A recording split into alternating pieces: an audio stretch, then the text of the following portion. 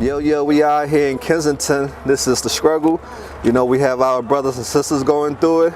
What's your name, dear? Anastasia. Spell that for us. Anastazja. That's a unique name. What does it mean? I'm not sure what it means, but it's from Russia. Oh, is that where you're from? Yep. Born and raised? I was born there, but I was adopted when I was a baby. Oh, okay. So how long have you been on this side now? When did you come over here to the U.S.? When I was 3 days old. 3 days old. So you're all American in my eyes. Yep. What was it like, you know, growing up in the USA? I mean, it has its ups and its downs. My parents owned their own business, so when I was younger, they had some money, so that was nice. I was spoiled as a kid. As I got older, you know, with the housing crisis and all that bullshit, we had to claim bankruptcy, and it hasn't been that easy since then. What happened to your biological folks? I don't know. I actually just found out I was adopted when I was 30. I'm 33 now. How did that make you feel? Actually good, because I kind of had an inkling that I was adopted my whole life, but my parents would never tell me. All right. Let's talk about your current situation. What is it? I'm on the street in Kensington right now.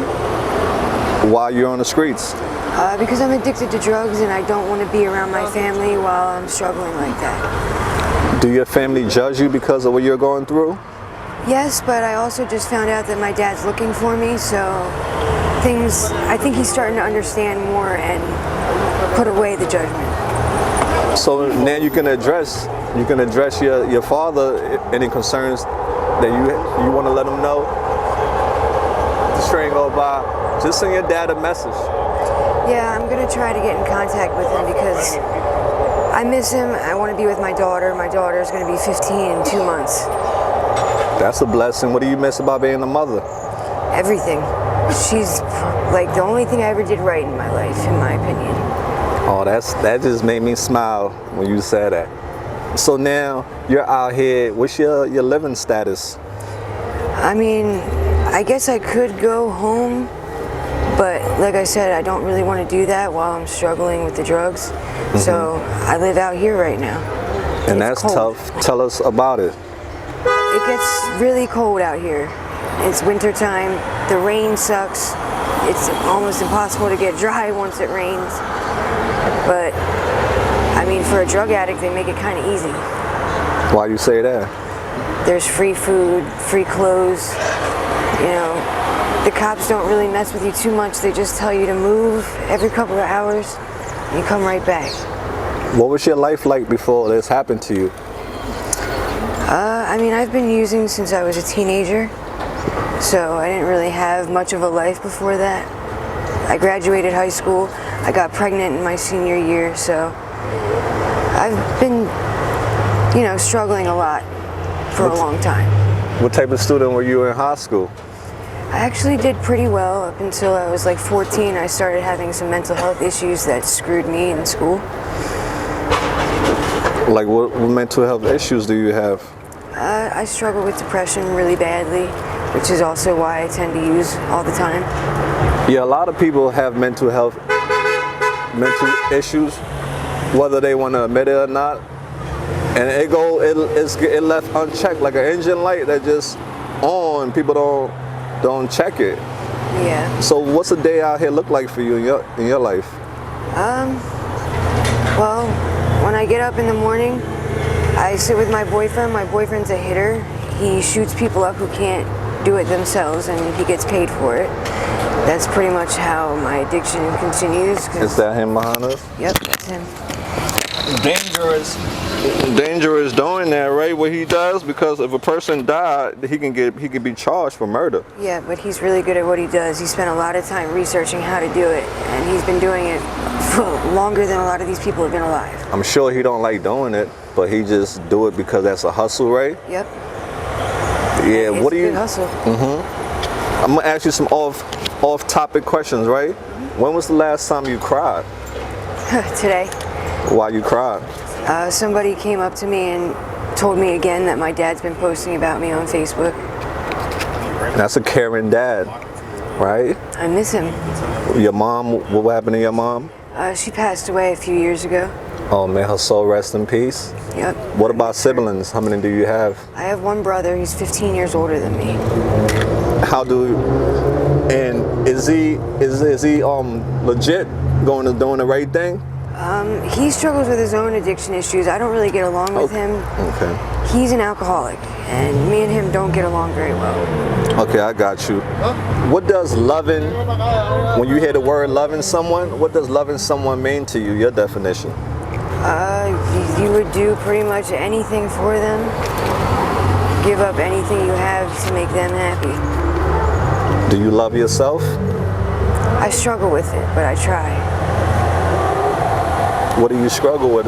Just the depression? What is it about you that you struggle with about you? Well, I don't really want to be a drug addict, and I'm a chronic relapser, and that bothers me. But I can't handle the stress, and then the fact that I can't handle stress gets to me, and it's just a vicious cycle. Absolutely. Let's talk about addiction. We're almost done. How did your addiction start? Who introduced you to drugs? My daughter's father, actually. Tell us about it. Well, he passed away now from an overdose, but he was using in high school and still getting straight A's, had a job, and just seemed like there was nothing going on bad. So I trusted him that he wouldn't do anything to hurt me, and if he was so successful, then this drug can't be that bad. And I started using brown dope, and I've been struggling with that ever since. I've had periods of clean time, on and off methadone, Suboxone, but I can never stay that way because the stress just Look at you, girl. You doing all those things and you just reset the clock again. Like it happens. People do it. What do you think drives your addiction? Issues with my father, my family, my brother, and myself. Just not being happy altogether. How are you gonna work on that? I mean, I already started to build a better relationship with my dad, but then I relapsed again, came back out here. I really think I just need to focus on me and my daughter more than anything because she makes me so happy. What do you absolutely hate doing and why? Waking up. Wow. It's just, sleep is the closest thing to death without being dead that I can get to. Do you see death out here a lot? Yeah, unfortunately, but it's a part of life. What are some scary moments you have seen out here or that has happened to you? I've been raped out here, and that's awful, and I hear a lot of stories about that happening to a lot of girls out here. That's probably the scariest thing. I'm so sorry that happened to you, dear. What happened to the person who did it? Did they get charged? I have no idea. He had a mask on. I don't know who he is. Damn. Do you prefer the daytime or the nighttime out here? I always liked the nightlife. What? In the Lion's Den? Why you like nighttime in the Lion's Den? There's just more going on, honestly. It's kind of boring during the day. Everything happens at night. Oh wow. Yo, we got a night owl. I'll be scared in the nighttime out here, but she's a warrior. So how would your parents describe you if I were your dad? How would your dad describe you? You think? I think my dad would describe me as a caring person and a funny person and just somebody with a lot of issues, but I try, and I think he recognizes it. What are some things you like about yourself? That I don't give up too easily with most things. The stress and the drugs are different though. What's an ability that you'll love to have? To not relapse constantly. It really is the biggest part of my life. It affects everything. And it affects so many people out here, not just you alone. It's definitely a quicksand that just keeps sucking you down more and more. And sometimes you don't make it out of it, right? So if you had to pick to be able to speak to an animal or to know all the foreign language, which one would you pick to be able to speak to animals or to know all the foreign language? I think I would want to know all foreign languages because that opens me up to a whole lot more people to get to know. all the foreign language you chose that? Because there's just so many people in the world and everybody's unique. It would be nice to be able to speak to anybody and everybody. Yeah, I love that one. That's a good one. So we have 3 more minutes to wrap. Where do you see yourself 5 years from now? I'm really hoping that I'll be sober. I'll be home with my daughter, have my own place, have a stable job. Speak that into existence. That's not out right. here anymore. What jobs have you had in the past where you worked? I've worked in tattoo shops. I've worked as a hairdresser because I've gone to school for cosmetology.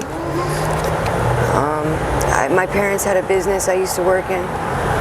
That's awesome. Okay, you got your foot out there in the work field. Do you believe in ghosts? I don't know. I have never had a personal experience, but I'm very interested in supernatural. So if you could choose how you die, will you? If you had to choose, will you choose how you die? Yeah, I think so, because I don't want to die painfully. Okay, so what will you choose? How will you choose to die? God forbid, 1 billion times, we're not speaking none of that stuff. I mean, honestly, an overdose means you just fall asleep. It's pretty peaceful. Oh yeah, that's what happened when you overdose. You don't feel no pain. Right. Oh wow. Well, dear, I hope you don't overdose. I hope you live your life to the fullest, to be with your kid. You have, they love your child, love you, the world love you, we love you. Just love yourself more, okay? Yep. If you had one wish, what would you wish for? That nobody would be struggling out here like this. That's a beautiful thing. And to take us home, there are a lot of people in this world who judge people who struggle with drug addiction. What's your message for the world? That if I can do it, anybody can. You can get sober, you don't have to be out here. You don't have to be doing this shit. Well, I hope you listen to your own message. You have done it before and you can do it again. Take your life back, girl. All right? Streets don't love you. You know that. You see what's out here is heartache and pain. But at home, you got love. And so chase love, not drugs. All right, dear? Yep. AML Fam, any help that you need, we have detox and rehab services. If you're ready, any help you need from the community, you can let us know right now. Thank you.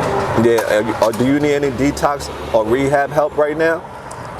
Not right this second, but soon. Okay, all right. Stick to your word right soon, okay, dear? Yeah. AML Fam, don't be bitter, be better. When we out there, do you have an email if people want to write you, send you letters and stuff, reach out to you? lowlifebabydoll@gmail.com. Spell that for us.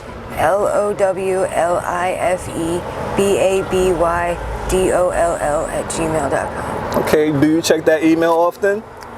When I can. I don't have a phone right now, but when I'm home, I check it all the time. Yeah, that's the story of the phone bandits. The phones get lost in Kensington. Where all the phones go? They somewhere hiding. All right, fam, we out there. Pray for our sis. The glory is mine.